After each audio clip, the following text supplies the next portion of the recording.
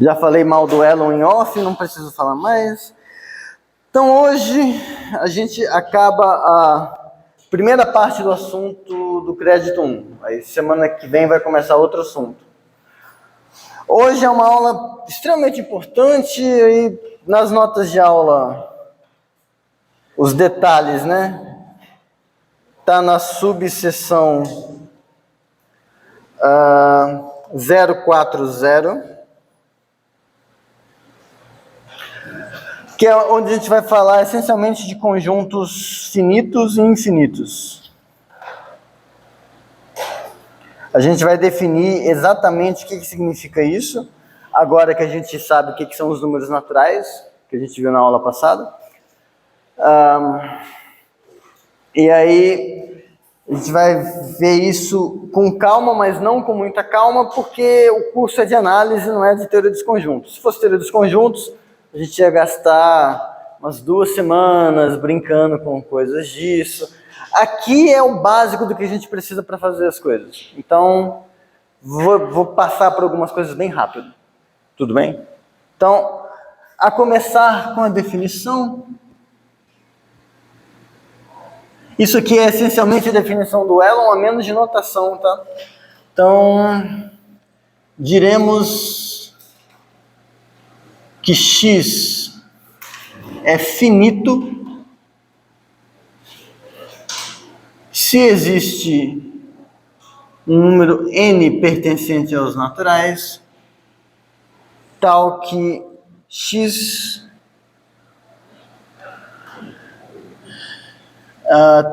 tal que existe bijeção, é melhor escrever assim, tal que existe bijeção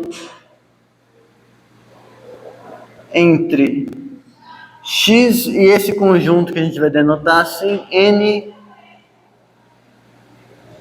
o conjunto de todos os números naturais, tais que eles são estritamente menores do que n.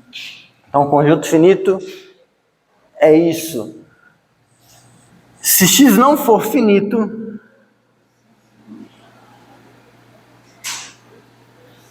ou seja, se não existe um número natural tal que existe uma bijeção entre o x e essa coisa, xingaremos x de infinito.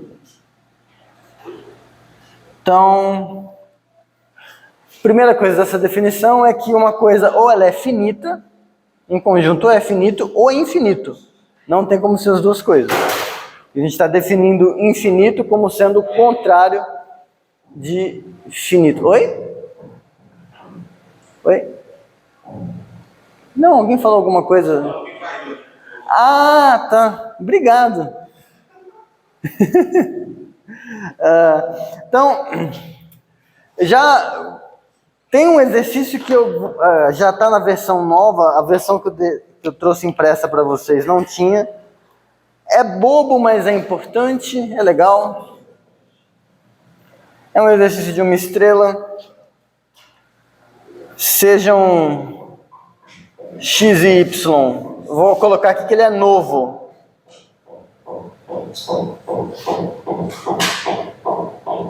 Ele ainda não está ele não está no papel que eu deixei para vocês semana passada, mas já está no PDF. Sejam x e y conjuntos, tais que isso aqui acontece. Lembra que isso aqui é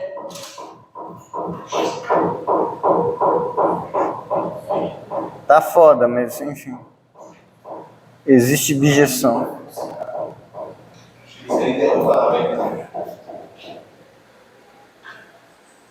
Então, se existe bijeção entre x e y, mostre que x é finito, c e somente c,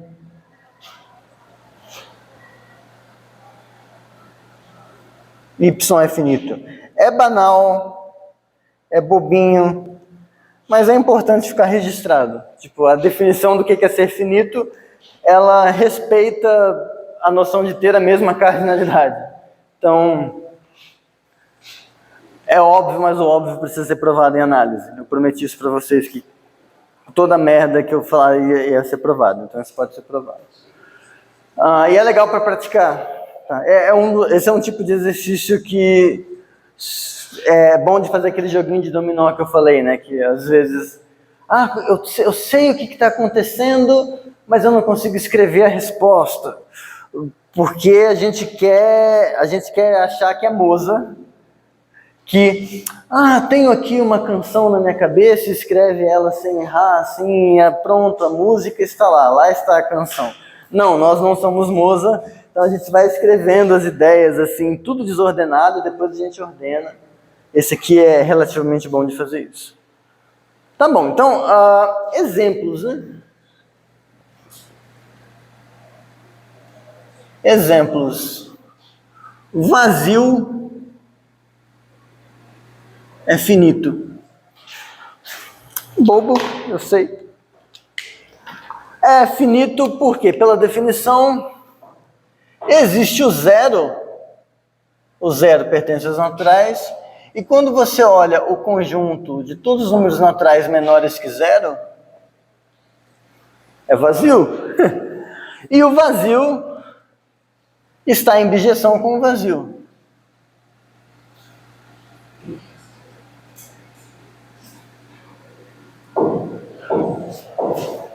Como eu sei disso? Bom, simples. Eu quero uma função que sai do vazio e vai no vazio, que seja uma função bijetora. Bom, uma função é um subconjunto do cartesiano do domínio pelo contradomínio. O produto cartesiano do vazio pelo vazio é o vazio. Então, de fato, existe uma coisa que é um subconjunto do vazio cartesiano vazio, que é o próprio vazio. Então, o vazio satisfaz as condições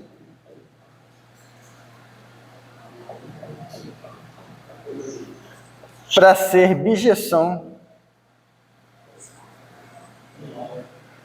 de vazio em vazio. Por vacuidade, mas satisfaz. Então, temos aí uma objeção. O vazio é um conjunto finito. A trivia, né? Só uma trivia. Só um fato engraçado.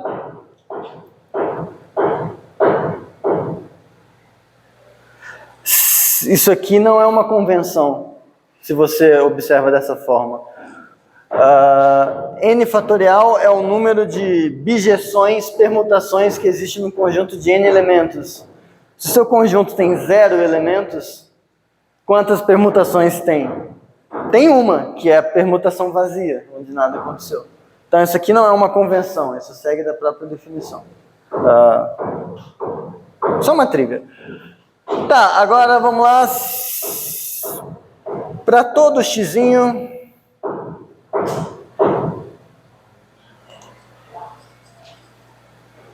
isso aqui, um conjunto que só tem um elemento é finito. Porque, de fato, existe o 1, que é o sucessor do 0. Existe um, enfim, é o 0 mais 1. A gente já combinou que vai escrever assim agora. Que pertence aos naturais. Quando você olha o conjunto dos naturais menores do que 1, só tem o 0. E aí você consegue fazer uma objeção disso. Nisso, simplesmente mandando 0 no x ou x no 0, se você quiser. Então, está satisfazendo a definição. É finito. Agora, é uma coisa idiota. Tá, eu já sei disso. Precisa disso tudo para fazer esse negócio, mas imagina que a nossa definição ela permitisse uma coisa estranha do tipo, esse conjunto, esse N que aparece aqui, no fundo ele está fazendo o quê? Ele está registrando a contagem. Como que a gente sabe que um conjunto é finito? A gente começa a contar, uma hora acaba, e aí é porque o conjunto era finito. E aquele n que apareceu para dar a bijeção é o número de elementos que tem. Poderia ser que, quando a gente está fazendo isso, intuitivamente funciona, mas quando eu tento fazer aqui, por alguma falha na teoria dos conjuntos, poderia ser que eu tivesse um conjunto finito que tivesse dois números de elementos distintos. Bom, a gente vai ver que isso não acontece. Então, a definição que a gente fez é boa nesse sentido. Ela realmente corresponde com o que a gente espera. Então, teorema. Se x é finito, então existe um único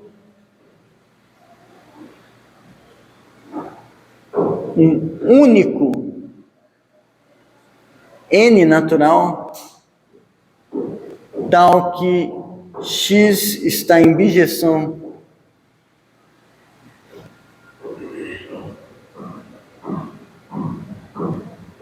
com essa coisinha aqui.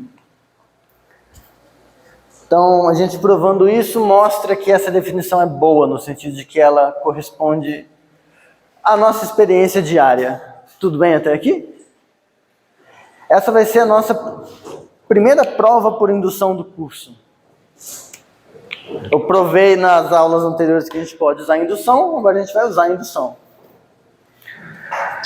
Então, demonstração.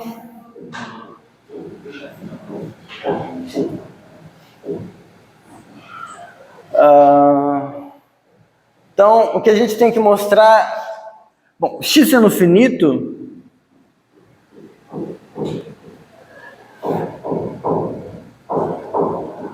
Temos a existência de pelo menos um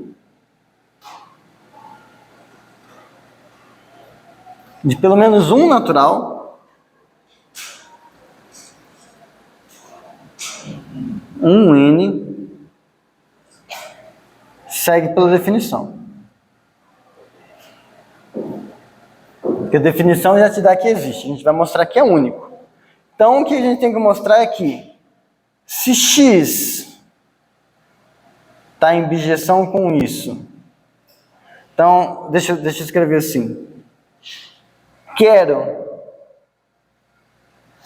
do Eduardo Jorge, lembra da eleição para presidente?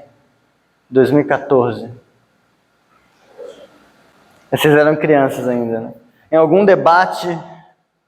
falando sobre legalização de drogas, alguém falou não sei o que, maconha, candidato Eduardo Jorge. Quero. Aí o quê? Tipo, foi um ato falho, mas enfim. O que eu quero? A gente quer mostrar que se x está em bijeção com isso, e x está em bijeção com isso,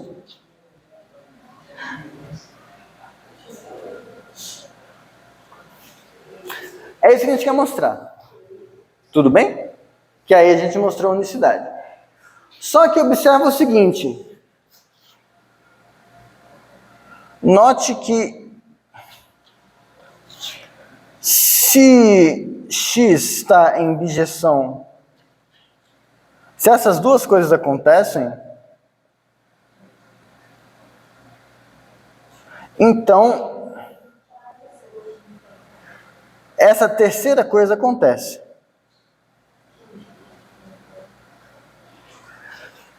Se um conjunto está em bijeção com esse mesmo conjunto está em bijeção com esse, então esses dois estão em bijeção um com o outro. Porque ter bijeção é uma relação simétrica e transitiva. Então, esse está relacionado com esse, eu posso trocar a posição. Então, esse está relacionado com esse com esse, então esse passa para esse, via transitividade. Então, sabendo disso, a gente basta mostrar uma coisa um pouco mais fácil.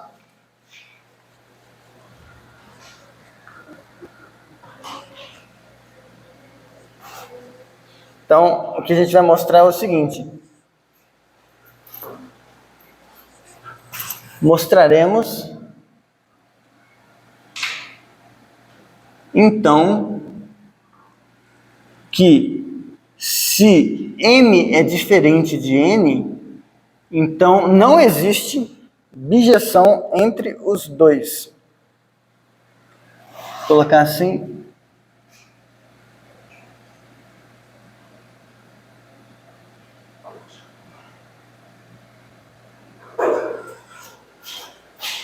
Porque se a gente mostrar isso, pela contrapositiva segue isso aqui. Tá? E aí isso a gente vai fazer por indução. E isso será feito por indução.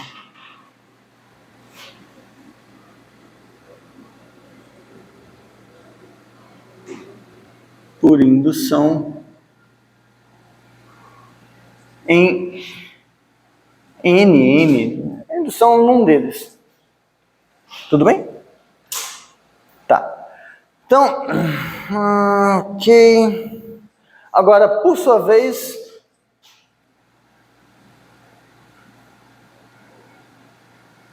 para provar isso, a gente vai provar uma coisa mais fácil.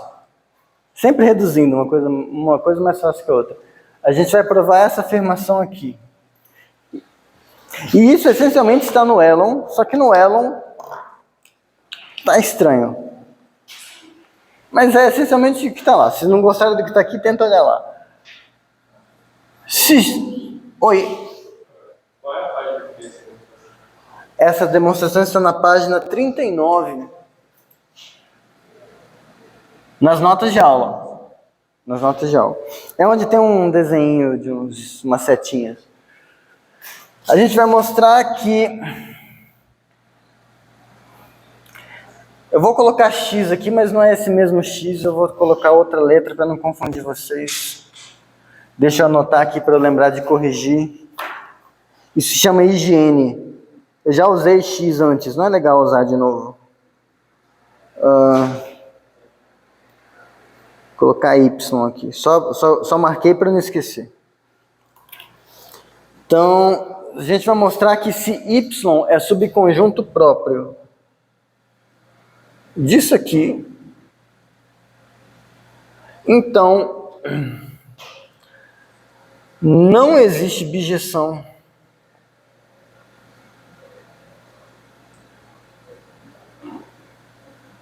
entre isso e X. A gente está fazendo várias reduções, então só para ir acompanhando. A gente queria provar isso. A gente observou que se as hipóteses do que a gente quer provar acontecem, então, em particular, esses dois conjuntos estão em bijeção. Então, a gente fala, então vamos provar o seguinte, que se o M é diferente do N, então esses dois conjuntos não estão em bijeção. Porque aí, se eles estiverem em bijeção, porque eles têm que ser iguais. A gente fez essa primeira redução. Agora, o que a gente vai mostrar é outra coisa. Se eu tiver um Y subconjunto próprio de um N menor que N, de um conjunto de todos os naturais menores que um certo N, então não pode existir bijeção entre esse cara. Por isso que o Ismael estava olhando com uma cara estranha. É Y. Vocês podem me corrigir. É por isso que você estava olhando assim, tipo, o que esse imbecil está escrevendo? É Y, não é X. Obrigado. Agora, isso, por sua vez, é uma afirmação que é bem intuitiva. Se você parar para pensar no seguinte, sente com o coração o que está sendo escrito. Isso aqui é o quê? Um conjunto finito. Isso aqui é o quê? É um subconjunto próprio. Estou falando que se tem um subconjunto finito e eu pego um pedaço dele que deixou a gente de fora, esse pedaço não tem o mesmo tamanho do todo. É bem razoável, né? É bem razoável isso. E o que a gente vai mostrar agora é essa parte bem razoável. Aí eu vou deixar vocês decidirem. O que eu faço agora? Vocês preferem que a gente prove primeiro essa afirmação e depois use essa afirmação para provar isso? Ou vocês preferem já ver como que essa afirmação permite provar isso e depois a gente prova a afirmação? Deu-lhe uma. Primeira afirmação. Vamos ser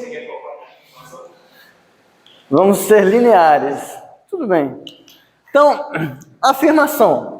Então, agora fica bem claro a indução onde vai ser. Vai ser nesse N. Então, por indução em N.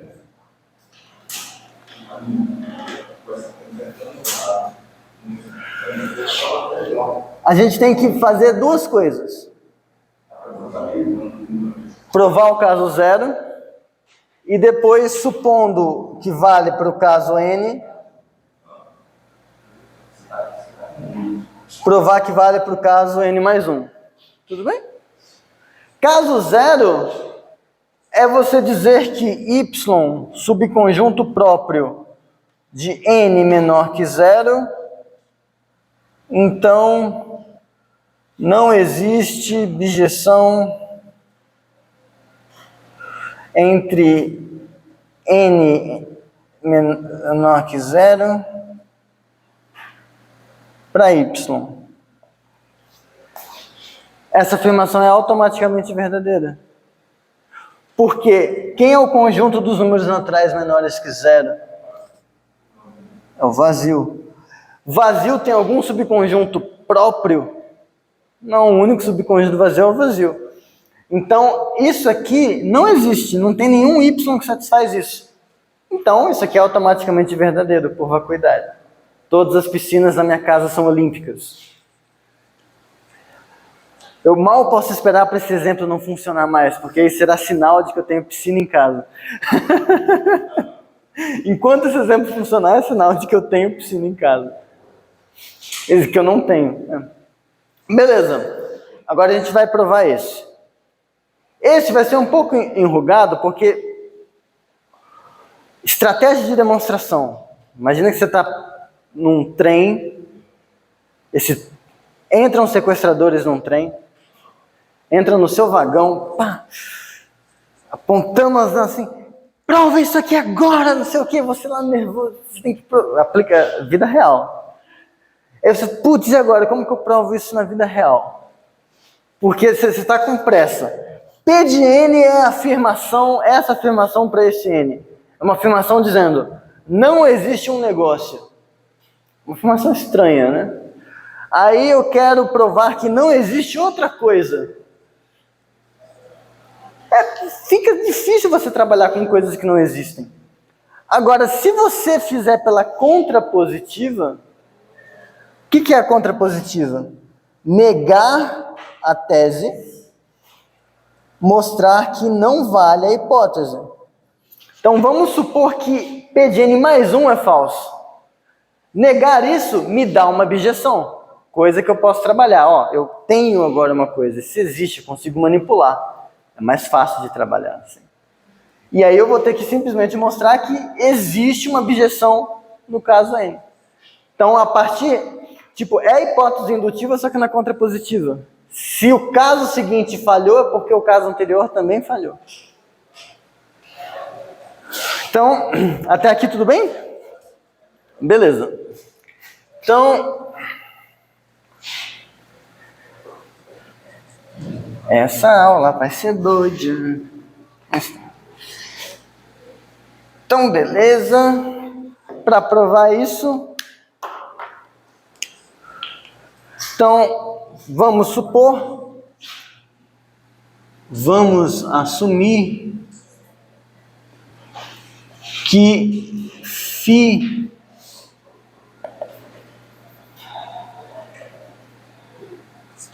daqui aqui é uma função bijetora com y, um subconjunto próprio deste animal. Vamos, com isso, construiremos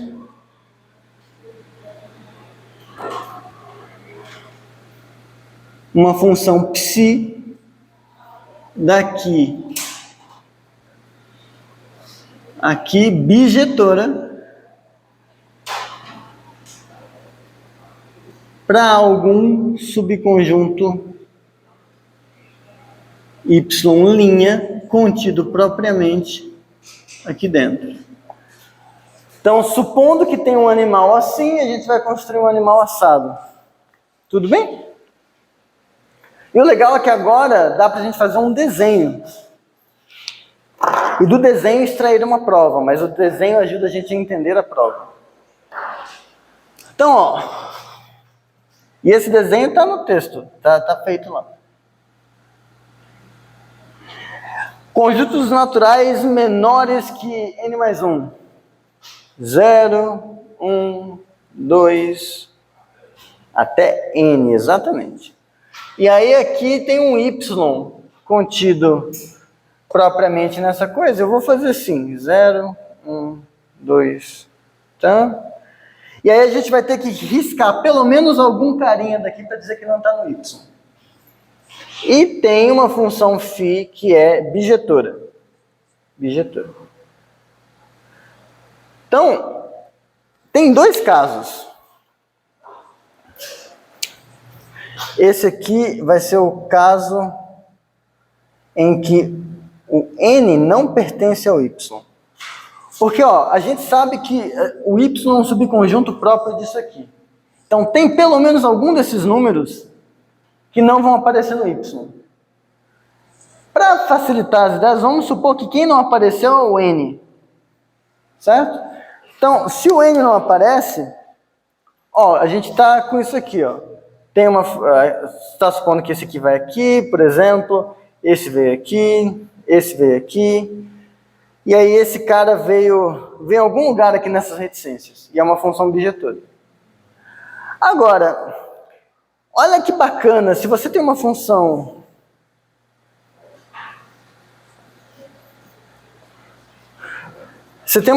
aqui que é bijetora. Se você tem um pontinho que estava vindo nesse pontinho, aí você agora vai e apaga, você tira esse negócio daqui.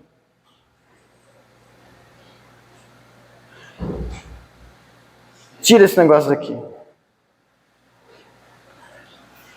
A função que sobra quando você joga isso fora continua sendo bijetora. Porque, veja, injetora, pontos distintos vão em imagens distintas. Você não bagunçou nada disso. Ela era injetora, continuou sendo. Sobrejetora.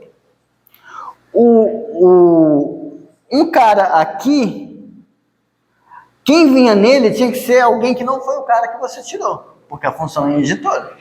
Não era esse cara que vinha aqui, era algum outro que vinha aqui. Ele continua vindo. Agora, esse aqui que você tirou, se você já está fazendo B menos o pontinho, vamos, B menos P, chamar isso aqui de B, chamar esse aqui de Azinho. Então, se você restringe a função que você já tinha, ela continua sendo uma função bijetora. Então, se você está nesse caso, se você simplesmente ignorar isso aqui,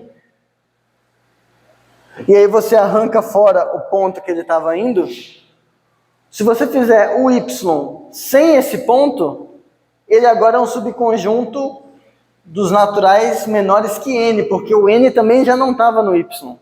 Então você tirou mais um ponto para garantir que essa coisa agora é um subconjunto do n menor que n, nzão menor que n. Então, escrevendo isso direito, porque isso é só um desenhozinho para explicar, caso n não pertence a y, então a função psi, definida como sendo a φ restrita ao conjunto dos n's menores do que n, é bijeção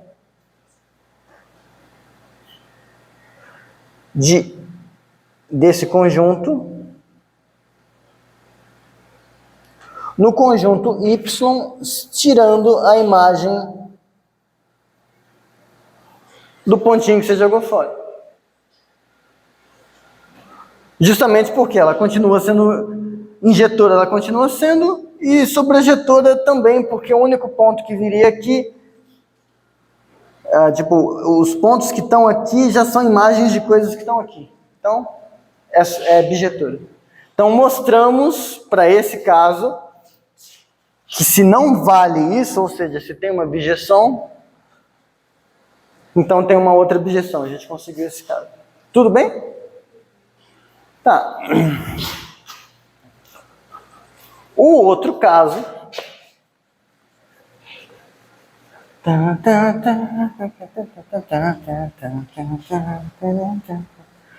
O outro caso, n, os naturais menores que n mais 1, y aqui. O outro caso, infelizmente, é que poderia ser que o n pertence ao y. Esse subconjunto próprio, pode ser que quem não está nele é o 1, por exemplo. Aí o que a gente precisa fazer é só pensar com um pouco mais de calma, que é o seguinte. Estou com uma função φ que é bijetora aqui, desse cara nesse. E eu quero conseguir um subconjunto, eu quero dar um jeito de jogar fora esse, e quero jogar fora esse aqui também. Porque se o n pertence a y, então veja que existe um azinho que pertence a isso aqui, tal que o azinho não pertence a y. Tipo, o carinha que está dando pau, que garante que o y é subconjunto próprio desse, é alguém que já está aqui dentro, nos caras estritamente menores que n. Alguém que está para cá. Se eu jogar fora esse aqui também, aí eu vou garantir que o que sobrou é um subconjunto próprio dos menores que n, que é o que eu queria. Então eu tenho que dar um jeito de fazer uma bijeção agora jogando fora esse e esse. Mas aí veja, é essencialmente amarrar um cadarço estranho. A função é bijetora, certo? Então tem alguém aqui que veio nesse cara. Digamos que tenha sido esse sujeito. Da mesma forma, esse cara aqui está indo em alguém. Vamos supor que esse rapaz aqui fez isso. Agora, o que a gente faz? Eu quero jogar fora. Na minha nova função, esse cara não pode mais ter imagem. Eu tenho que dar um jeito de sumir com esse aqui.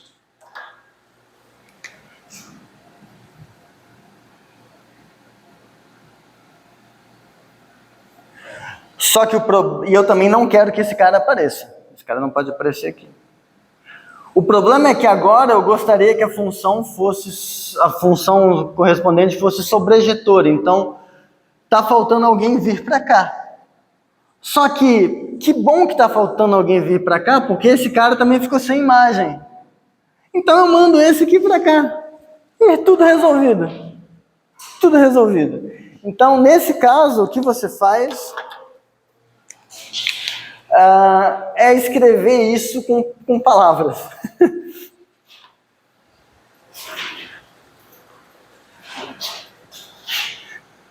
Então, nesse caso, o que a gente faz é observa que esse rapaz é algum casinho que a imagem foi justamente no N. Então, também existe um casinho que pertence ao domínio, tal que a φ do K é N. Então, o que a gente faz agora é defina psi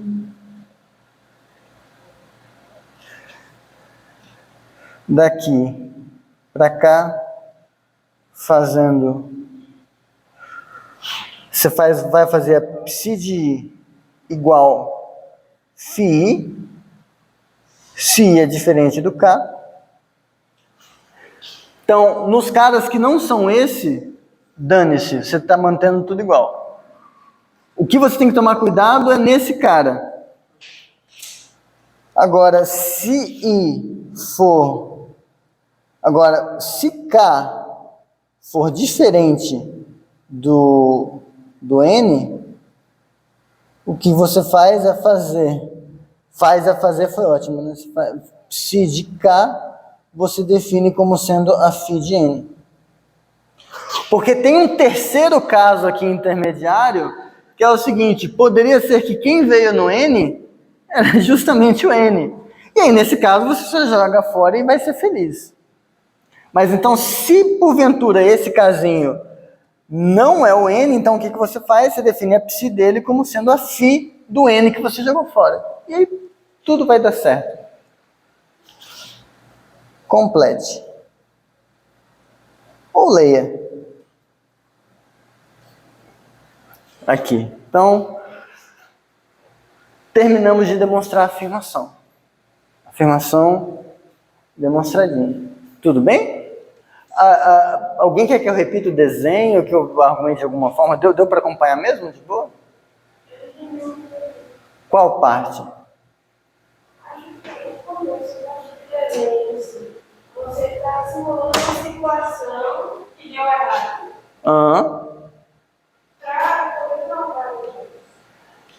Eu estou simulando que existe uma função objetora desse cara, 0 até n. É mais fácil eu refazer o desenho. 0 até n. E ela está indo em algum subconjunto próprio disso aqui. Só que a gente está supondo que o n é um dos elementos do y. Então, quem eu tenho que jogar fora é algum outro cara.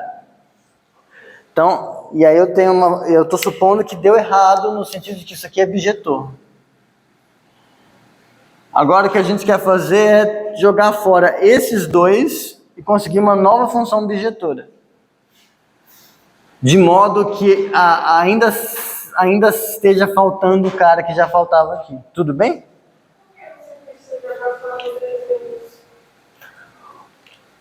Porque eu quero que o y' que eu quero que apareça, eu quero que ele seja um subconjunto dos menores que n. Então o n vai embora também. Assim como ele foi embora aqui, ele tem que ir embora aqui. Tudo bem? Aí qual é a coisa? Vamos fazer o caso fácil primeiro. Supõe que nessa função φ, o n estava indo no n. Está muito fácil. Restringiu aqui, continua sendo uma função bijetora que está deixando esse cara de fora. Ou seja, está sendo uma função bijetora nesse subconjunto aqui, ó. Daqui, nisso, sem esse. Esse caso é de boa. O outro caso é quando esse n foi em algum outro lugar. Então, suponha que ele foi no 0. Essa aqui é a φ de n. O que acontece agora é o seguinte, eu vou jogar esse aqui fora. Então, não vai ter mais ninguém vindo aqui. Só que eu também tinha antes alguém que estava vindo no n, porque o n estava na imagem. E como eu vou jogar fora esse agora está sozinho, tipo, ele quer ir em alguém. Você manda ele em quem? Você manda ele nesse. Onde esse é o casinho tal que a φ de k é n. Então, só isso. Melhorou? Disponha. Show, então isso prova a afirmação. Por que isso prova aquele bagulho que a gente queria para acabar? Quase simples. Então, para encerrar, a afirmação permite provar isso aqui. Por quê? Se o M é diferente do N, então de duas uma. Ou M é menor que N, ou N é menor que M. É uma boa ordem, boas ordens são totais, quaisquer dois caras são comparáveis, então se é diferente é porque tem que uma dessas duas coisas acontecer. Se acontece a primeira, se ocorre M menor que N, então, olha só que engraçado, N, o conjunto dos carinhas, a princípio, quem são as coisas que estão aqui? São as coisas que são menores que M. Mas se M é menor que N, então tudo que é menor que M também é menor que N. Então está contido. Só que a inclusão é própria. Porque se M é menor que N, então o M pertence a isso, só que o M não pertence a isso. Então tem alguém aqui que não está aqui. Ou seja, mostrei que... Com isso a gente mostrou que esse rapaz, então neste caso, Y igual a isso, é subconjunto próprio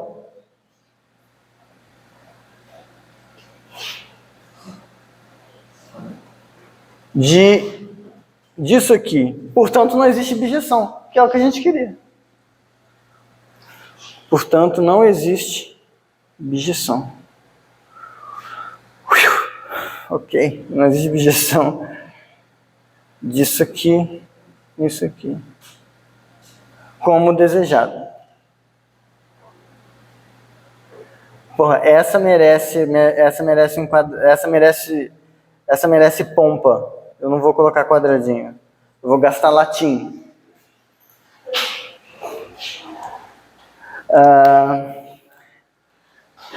Então,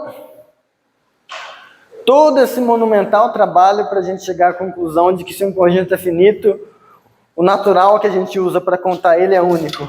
Que bom! Mas podia ser pior, né? Podia ser falso, aí a gente ia ter problemas. Mas como é verdadeiro, isso é bom. Então, definição... Oi. Eu não há necessidade de mostrar o caso sem ele menor que Por que é análogo? Um dos dois acontece. Você mostrou para esse, você troca as letras. é porque fica muito leve. Tá. Um dos dois tem que acontecer. Eu acho que estava só ele, mas realmente pode ser que seja diferente de ele. Isso. Se ele é diferente, uma dessas duas coisas acontece. Se fosse essa, você simplesmente trocava as letras e tudo saía igual. Então, definição. Agora, se a definição faz... A gente pode fazer isso. Definição. Para x finito, x conjunto finito, isso aqui denota o único número natural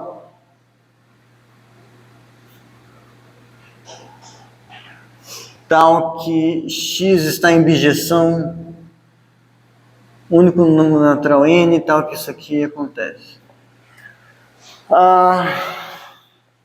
Se quiser escrever assim, jogo da velha V, x também pode. Mas eu vou ficar triste. Como que é ponto e vírgula? Não, 2 pontos, apóstrofe, assim, pronto. Eu vou chorar. Mas eu vou sobreviver. É a cardinalidade, né? Isso aqui, a cardinalidade, o número cardinal, melhor, o número cardinal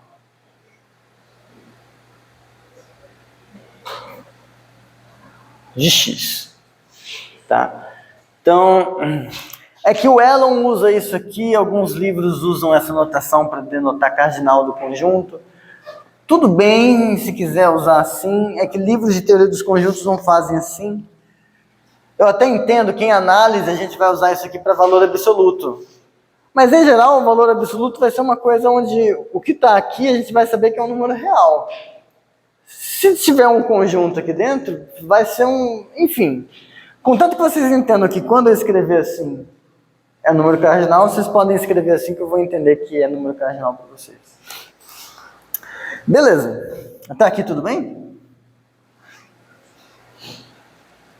Então agora, problema, mas não é um problema para vocês resolverem, é para a gente refletir um pouco.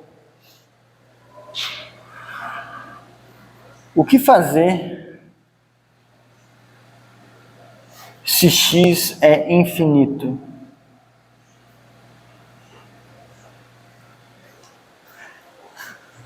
O que eu quero dizer com isso?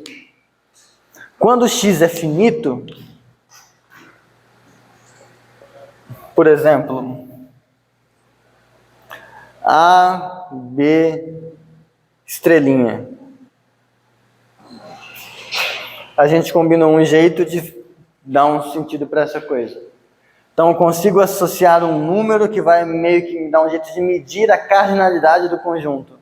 Legal. Para conjunto finito isso funciona massa. Mas e aí se algum filho da... Enfim, alguém chegar, colocar assim, quero o número cardinal dessa porra, desse conjunto aqui. Que diabo é isso? Se alguém fizer isso aqui, porque o conjunto é infinito. Provavelmente alguém pode... Eu duvido que ninguém tenha pensado nisso aqui. Escreve assim, professor. Porra, para de encher o saco, caralho. Tipo aqui, ó, infinito. Eu tenho até uma amiga que tem uma tatuagem do infinito, não sei o que, tal, infinito, tá? A pessoa faz assim, olha como eu sou cool, eu tenho uma tatuagem do infinito.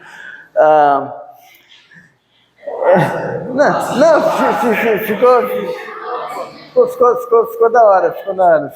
Eu agora também sou uma pessoa legal, tenho uma tatuagem do infinito.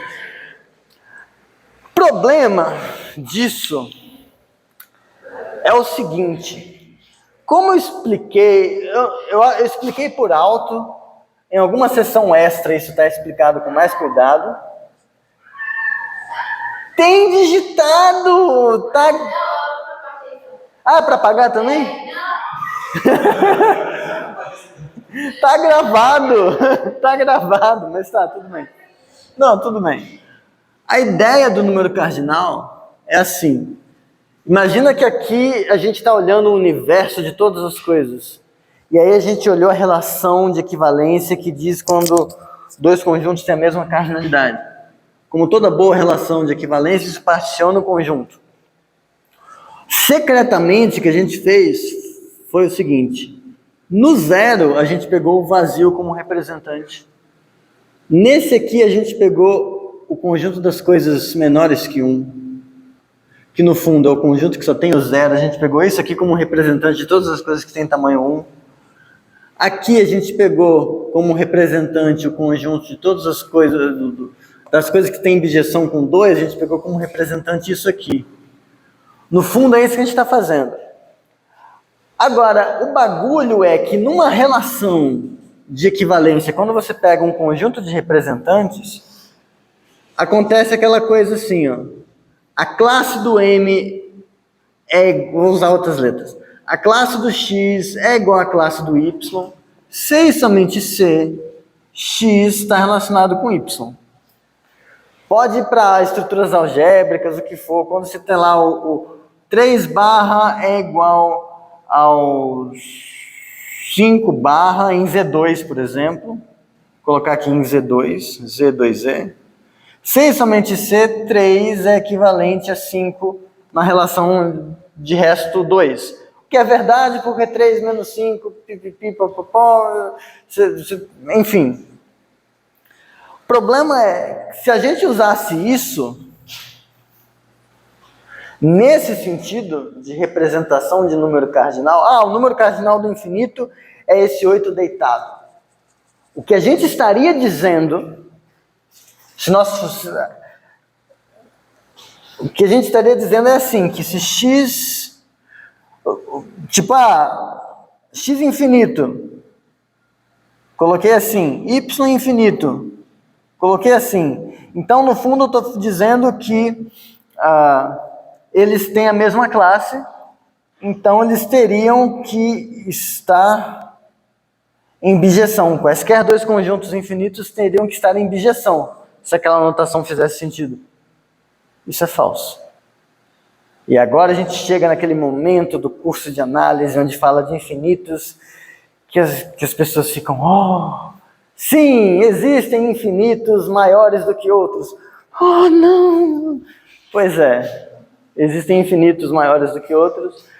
Tipicamente, o Elon faz isso tirando do bolso, assim, no início do curso de análise, ele mete um argumento de intervalos encaixantes que ele tirou da bunda, assim, não era hora de falar isso, não era hora de usar intervalos encaixantes, foi cedo demais, a criança ainda está engatinhando, você vai meter um negócio assim, isso assusta, calma porra, né?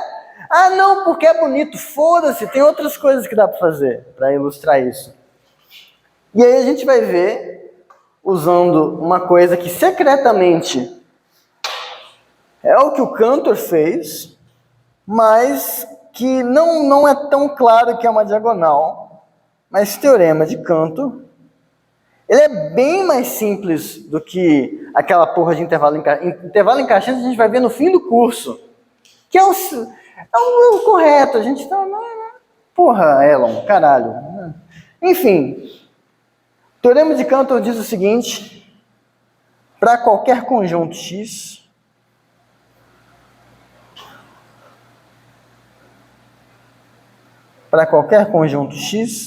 não existe função sobrejetora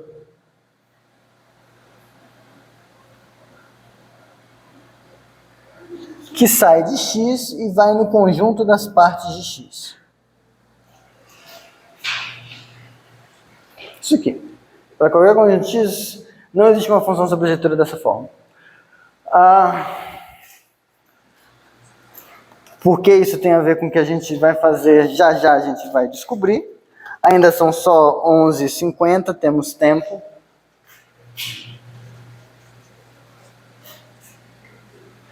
Até aqui está dando para acompanhar bem, está de boa? Então, demonstração. Isso aqui é essencialmente você pegar um negócio que chama paradoxo de Russell e repaginar para transformar numa demonstração bonitinha. O que a gente faz? Pega uma função φ de x no conjunto das partes. Lembrando, o conjunto das partes é a coleção de todos os subconjuntos de x. Agora o que a gente vai fazer? A gente vai cozinhar. Vamos cozinhar um subconjunto T contido em x. T de treta, eu adoro usar esse T de treta, para que vai dar a treta, tal que não existe um Tzinho pertencente a x, satisfazendo φ de Tzinho igual a T grande. Tzinho, T grande, cuidado. Se a gente faz isso, a gente mostrou que a função não... Cantor. George, alguma coisa, Cantor.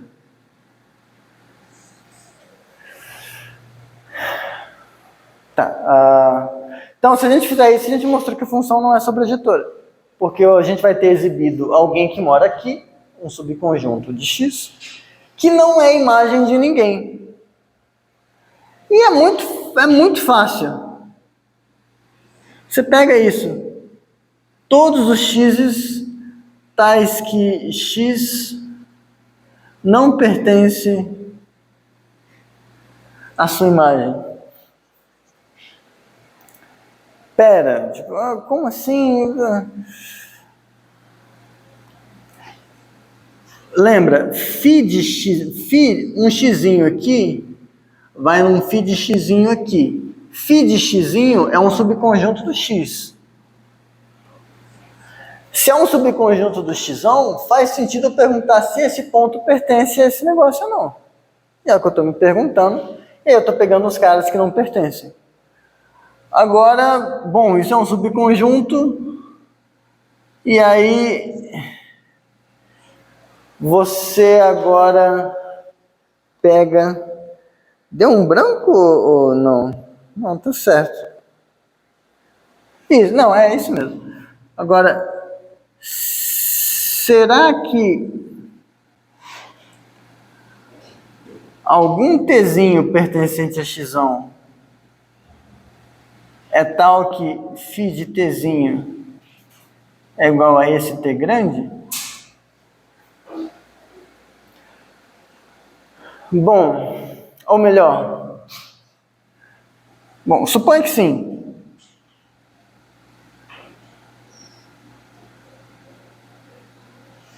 Suponha que tenha esse tzinho. Aí agora o que você faz é você se pergunta o seguinte: de duas uma, ou esse tzinho pertence a t grande, ou esse tzinho não pertence a t grande. Já viram isso, né? Paradoxo do mentiroso, essas coisas. Se tzinho pertence a t grande, t pertence a t grande. Mas quem é t? T é φ de t. Só que t grande é a coleção das coisas que não pertencem às suas imagens. Então, se tzinho pertence a t, então tzinho pertence a φ de t. Portanto, tzinho não pertence a t grande. Porque para pertencer a t grande, ele não poderia pertencer a φ de t. Então é porque tzinho não pertence a t grande. Mas se tzinho não pertence a t grande, e t grande é φ de t, então tzinho não pertence a φ de t. Portanto, tzinho pertence a t grande. Então, se não pertence, pertence, pertence, não pertence. Em outras palavras, absurdo. Mas o que trouxe esse absurdo? Supor que a resposta era sim. A resposta é não. Portanto, não existe um tzinho que faz isso, é o que a gente queria. Quer ver, para ilustrar, a gente está com o tempo 11h56. Ilustração.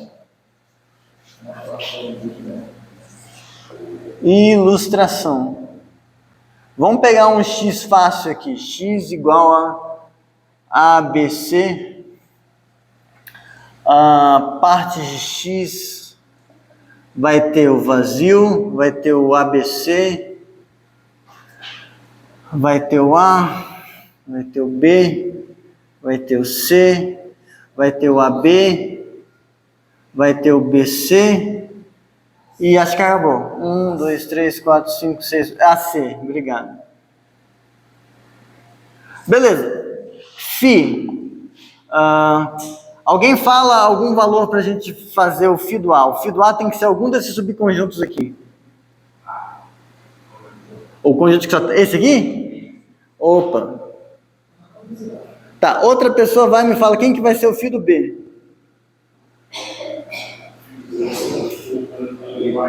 O A e o C. Aí, beleza. Agora alguém vai e me fala o φ do... Quem vai ser o φ do C? C? Esse aqui? Tá bom. Não, tudo bem. Não, o que vocês quiserem. Esse teorema aqui já me mostra que vai dar certo. Então, vamos lá. T vai ser o conjunto dos xzinhos, tais que x não pertence à sua φ. Então, em outras palavras, eu tenho que pegar o ABC e decidir quais desses continuam. O A pertence à φ do A? Pertence. Então, ele não aparece aqui. O B pertence à φ do B? Não. O C pertence à φ do C? Sim. Tem alguém que a imagem deu esse conjunto? Não. Vocês podem mudar isso aqui do jeito que vocês quiserem. Isso aqui sempre vai dar certo. Tá?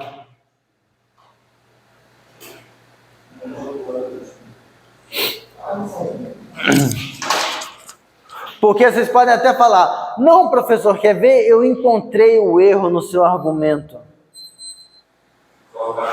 Coloca B aqui. Ah, seu filho, te engano. Ah, isso aqui está errado, a matemática está errada, não sei o quê. Então, significa que isso aqui é o conjunto vazio. Alguém foi no vazio? Não. E o vazio era uma das coisas que podia ir. Pronto. E se colocar aqui? Você pode testar de todas as formas. Exercício, troque isso de todas as formas. Não tem como. Aqui a gente fez em geral e viu que não dava. Não tem como. E assim, pensa no seguinte, né? No fundo, se o x é finito, se o cardinal de x é um número n, o cardinal das partes de x é 2an. É claro que não vai ter função sobrejetora, porque tem muito mais gente aqui. É grande demais, é 2an. Então, o negócio está estourando demais. Então, qualquer função que você pegar vai ter que deixar a gente de fora. Esse argumento só foi um jeito esperto de fazer isso. Agora, o que isso tem a ver com os infinitos? É o seguinte, né? Agora você fala, e daí, né? E o Kiko? Bom, tem algum exercício 2 estrelas, acho que é na parte de exercícios adicionais,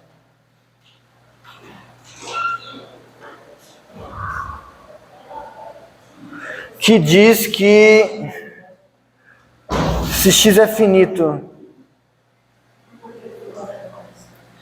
y está contido em x,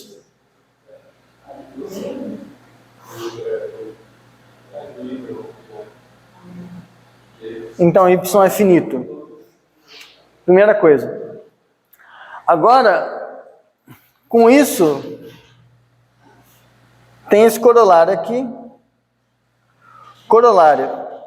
Se x é infinito,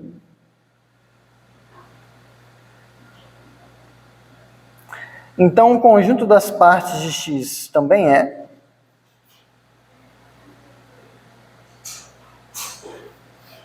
Mas ele é um infinito diferente, ele é um infinito maior. Não tem uma bijeção entre os dois, entre x e partes de x. Por que isso é um corolário? Por causa do seguinte, pela contrapositiva, prova. Vamos colocar assim, x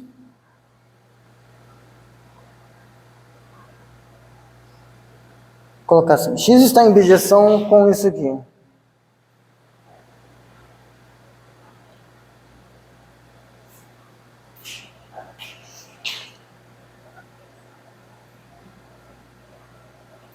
Vamos ver se vocês concordam. Cada ponto de x é um ponto.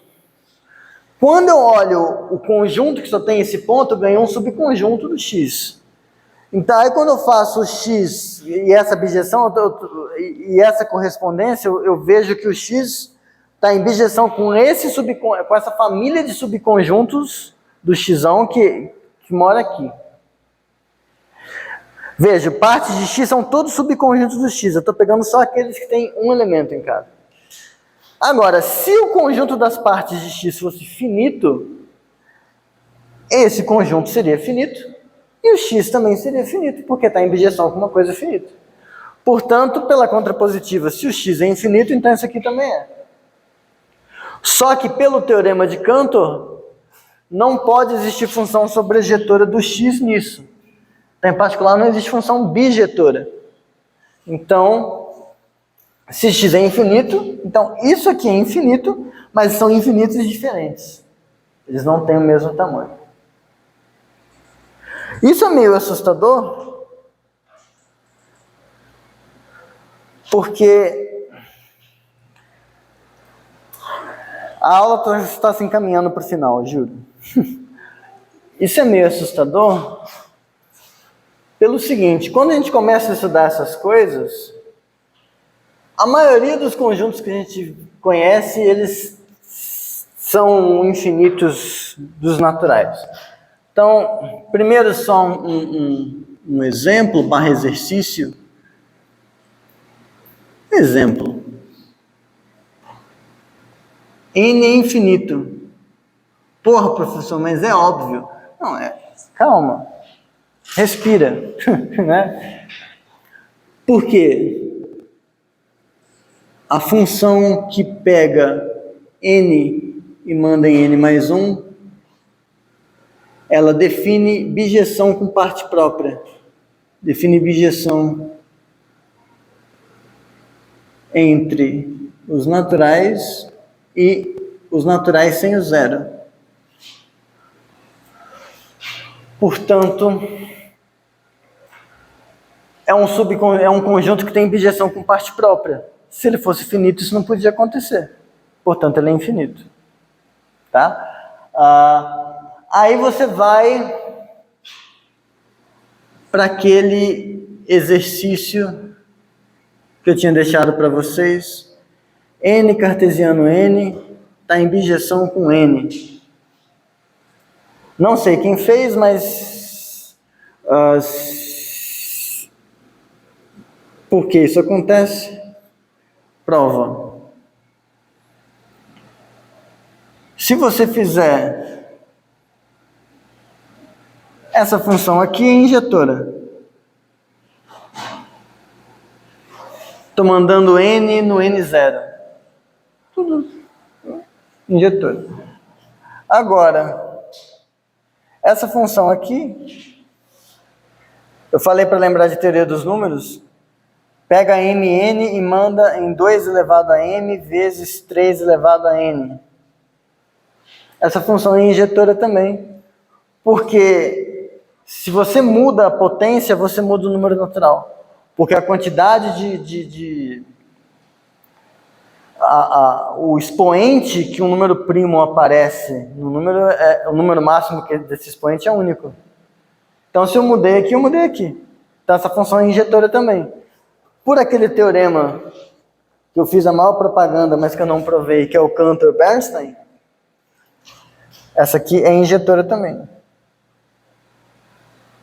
É injetora, sei lá, por estruturas algébricas. Não precisa provar que é. Isso aqui é aritmética, a gente está supondo que a gente sabe aritmética. Então a gente mostrou que N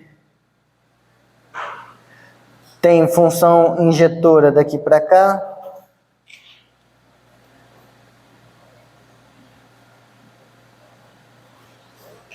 Então, esse menor é igual que esse menor é igual que esse, então esse igual a esse, em sentido de cardinalidade.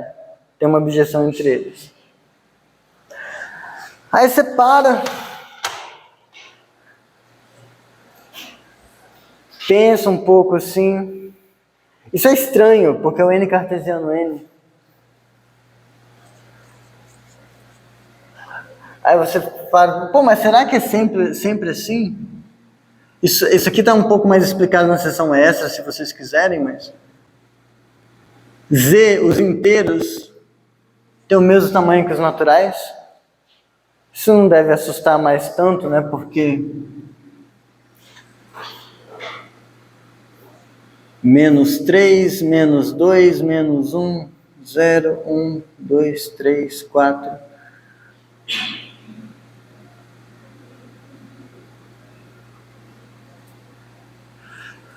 Até o de Hilbert, né? Você quebra em pares e ímpares, manda esses aqui manda esse aqui assim. Vai 0 no 0, aí manda 1 no 2, 2 no 4, 3 no 6, 4 no 8. Aí você vai fazendo aqui ao contrário. Esse aqui vai nesse, esse aqui vai nesse, esse aqui vai nesse. O menos 4 vem aqui. Você consegue montar uma função que vai ser bijetora dos inteiros nos naturais. Então, os inteiros têm o mesmo tamanho dos naturais. Esse negócio aqui, se você parar para pensar que fração é como se fosse um par de números, isso aqui te dá uma dica de que os racionais também têm o mesmo tamanho. No texto isso está explicado com bem mais calma, mas aqui eu só vou colocar aqui que está no extras. Quem tiver curiosidade de ver isso. Os naturais têm o mesmo tamanho dos racionais. O que no fundo não é tão estranho se você parar para pensar que isso aqui é como se você estivesse fazendo um zigue-zague. E aí esse zigue-zague você está fazendo em inumeráveis passos, e aí foi tudo. Agora o que a gente vai ver eventualmente, observação, veremos que a reta real, quando a gente definiu o que é a reta real, a gente vai ver que ela está em bijeção. E aí, por isso que eu fiz esse teorema, porque eu não vou usar intervalos encaixantes para provar isso. A gente vai ver que os reais estão em bijeção com o conjunto das partes dos naturais. Aqui, para qualquer x, isso aqui vale. Então, em particular, os naturais é um conjunto infinito que não está em bijeção com partes dos naturais. A gente vai ver. Então, só que os naturais injeta aqui dentro. Aqui, ele cabe aqui dentro. Então, esse aqui é maior, estritamente maior. Aí, o que a gente vai ter disso é que a reta é não enumerável, segundo a definição mais preguiçosa que existe. Definição: um conjunto X é enumerável se existe função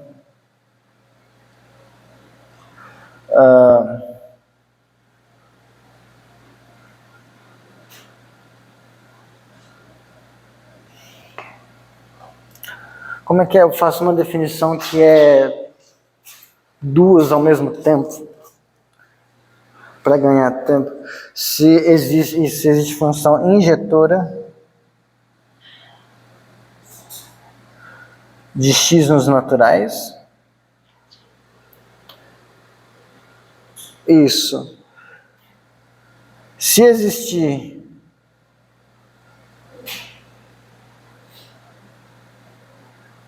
bijetora, diremos que é infinito enumerável.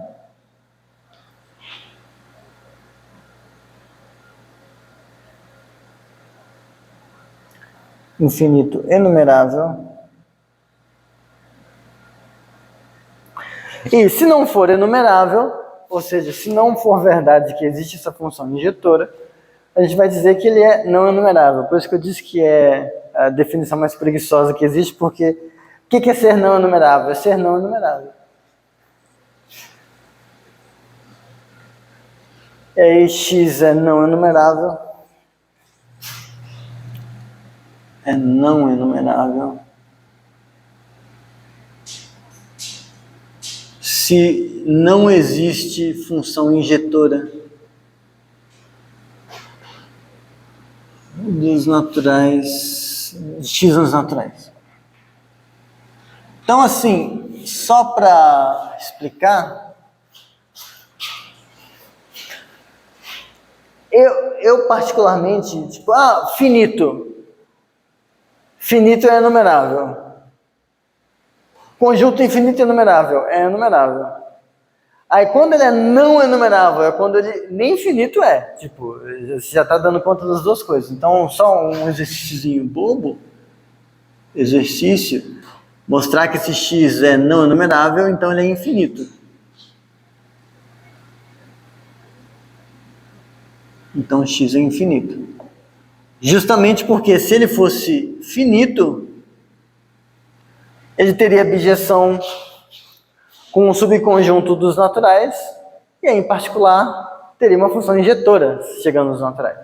Tá? Fiz um exercício de uma estrela. Mas tá. Agora, tem só um... Porra, isso aqui é importante. E é 12:15. Tá bom, vou fazer, foda-se. Nunca disse que eu prestava, né? Então, eu vou falar agora de um negócio que...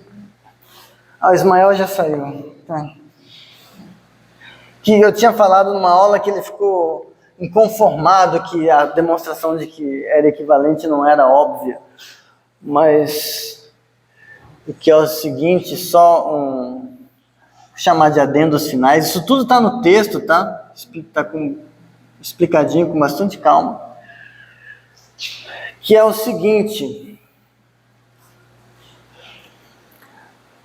A gente vai precisar de uns resultados sobre conjuntos enumeráveis bem breves. Só que para provar eles de um jeito fácil, eu vou precisar desse teorema aqui. Teorema.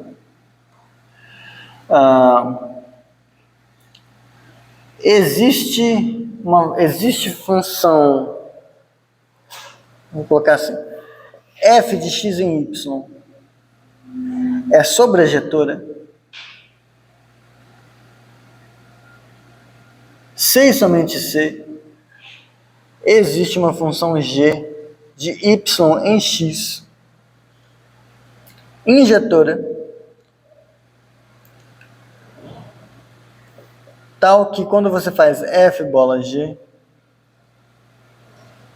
isso aqui é a função identidade de y. Em particular,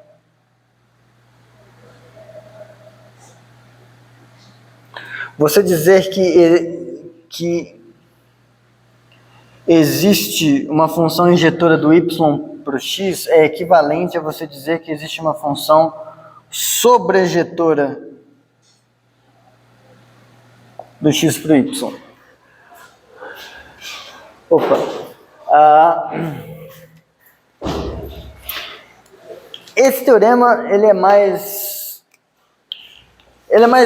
Tem um lado dele que é bobo. Ele parece mais intuitivo do que ele de fato é, quando você para pensar. Mas que é o seguinte... primeiro, se existe...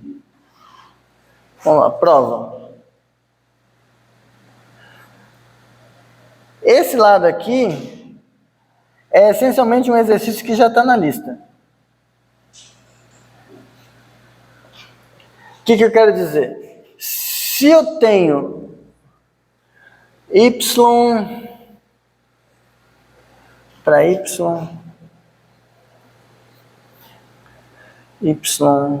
assim, aí aqui é a gzinha, aqui é fzinha.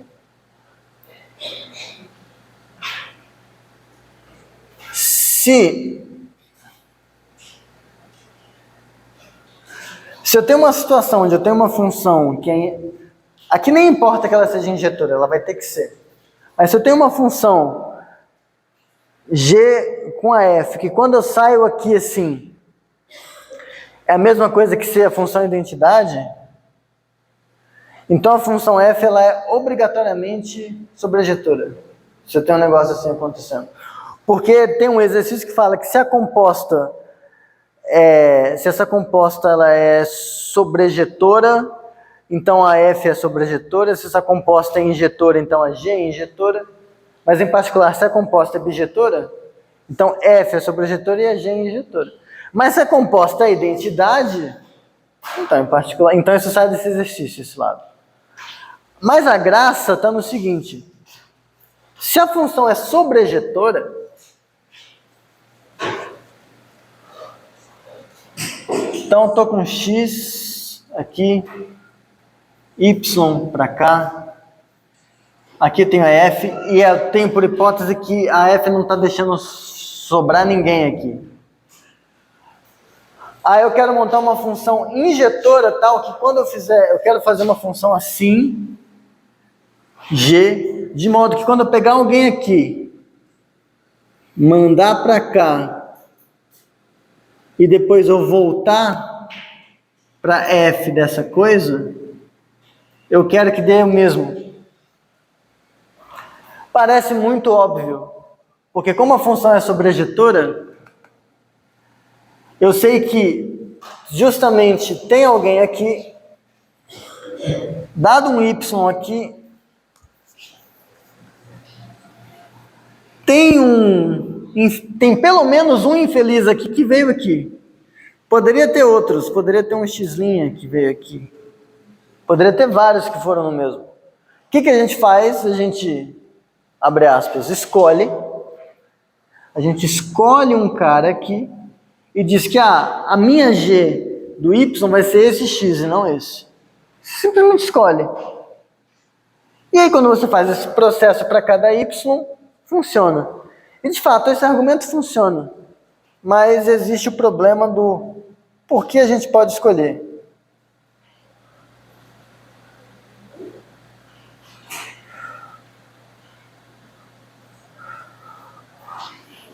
Porque para cada Y eu estou fazendo uma escolha. Se tiverem infinitos Y, eu tenho que fazer infinitas escolhas? A minha demonstração vai ser infinita? E fudeu. Ou você assume que você pode. Axioma da escolha. Tem um axioma que diz que a gente assume ele e por essa suposição a gente pode fazer esse tipo de argumento. No texto, na parte extras, tem lá explicando um pouquinho sobre o axioma da escolha. Essa prova está lá feita com cuidadinho. E aí, só para dizer o tipo de coisa que a gente pode usar isso, e aí acabou a aula só com esse enunciado, o que a gente mais vai usar é isso aqui. Uma das consequências é essa.